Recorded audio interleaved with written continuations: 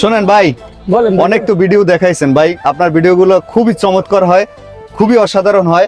তো আজকে স্পেশালি আমার সাথে দুইটা ফ্রেন্ড আছে এবং আপনার দর্শক আমার দর্শক সবার জন্য স্পেশালি কিছু শোনাবেন। আর সেটা কি শুনাইতে চান আপনার? আমি একটা কবিতা বলি তাহলে ভাইজান।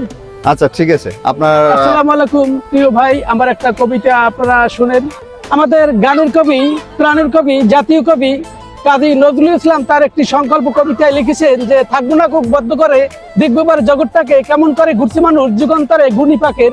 কবি যেমন মানুষের জাগরণের দুঃখ কষ্টের সাহসের সহিত অতিক্রম করে ব্যতিক্রম দেখার দৃঢ় প্রতীক করেন, তেমনি আজকের নানান রকমের বাধা বিপত্তি পাশ কাটিয়ে চলে আসছি আমরা রমনা শাহবাগ নামক স্থানে। আমরা সবাই চলে আসছি ঘোরার জন্য।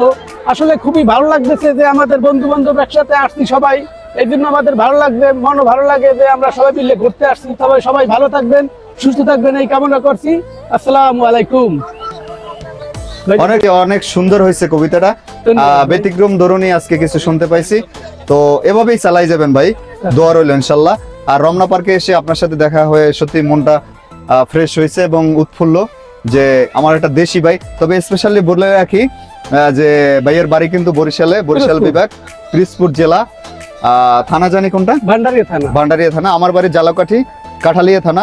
তো এই অঞ্চলের যারা আছেন তারা তো ভালোবাসা সবসময় দেন, আবারও দিবেন। আর সকল বাংলাদেশের যারা আছেন, আমার ভিডিওগুলো যারা দেখেন, ভাইয়ের ভিডিওগুলো যারা দেখেন, সবাই সাপোর্ট করবেন। ভালো থাকবেন, আল্লাহ হাফেজ।